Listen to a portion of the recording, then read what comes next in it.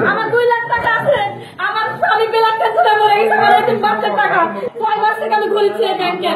রাজশাহীর তানোরে গ্রাহকের সঞ্চয়পত্রের প্রায় কোটি টাকা আত্মসাৎ করে পালিয়েছেন পোস্টমাস্টার মুকছেদ আলী। তানোর পৌর শহরে কুঠিপাড়া এলাকায় উপজেলা পোস্ট অফিসে এ ঘটনা ঘটেছে।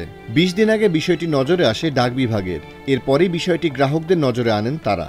আমি সবশেষ যখন টাকা জমা দেই তখন আমার জমার বইয়ের একটি জায়গায় সই করতে বলেন পোস্টমাস্টার মুকছেদ আলী।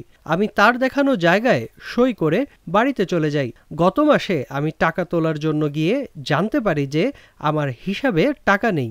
আমার স্বামী ব্লাড ক্যান্সারে মরে গেছে। আমার এতিম বাচ্চার টাকা ভুক্তভোগী রিক্তা, জয়নাল আবেদিন, কাউসার আহমেদ সহ আরও অনেকে অভিযোগ করে বলেন তাদের একজনের কাছ থেকে 2 লাখ, 5 লাখ, 12 লাখ টাকা করে নিয়ে উপজেলা পোস্টমাস্টার মুকছেদ আলী উধাও হয়েছেন।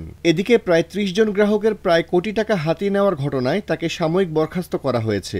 ওই পোস্টমাস্টারের বিরুদ্ধে তানোর থানায় একটি সাধারণ ডায়েরিও করেছে ডাক কর্তৃপক্ষ।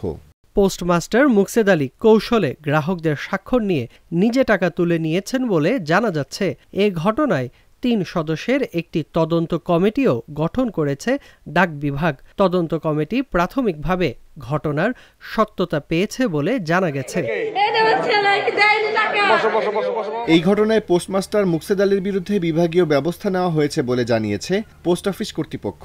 তাকে সাময়িক বরখাস্ত করা হয়েছে, তবে তাকে এখানে থাকতে বলা হয়েছিল। কিন্তু দুঃখের বিষয়, তিনি সোমবার অফিসে আসেননি। আমরা থানায় একটি জিডি করেছি। যেহেতু তিনি সরকারি কর্মচারী, তার বিরুদ্ধে সরাসরি মামলা করা যায় না, তাই এটি দুদকে অভিযোগ হবে, সেখানেই তার বিরুদ্ধে মামলা করা হবে। বিষয়টি নিয়ে দুদক রাজশাহী জেলা কার্যালয়ের উপপরিচালক মনিরুজ্জামান বলেন, আমাদের মৌখিকভাবে ডাক বিভাগ থেকে ঘটনাটি জানানো হয়েছে, তবে অভিযোগের কপি এখনো পৌঁছায়নি। অভিযোগ পেলে সেটি আইনগত ব্যবস্থা গ্রহণ করা হবে।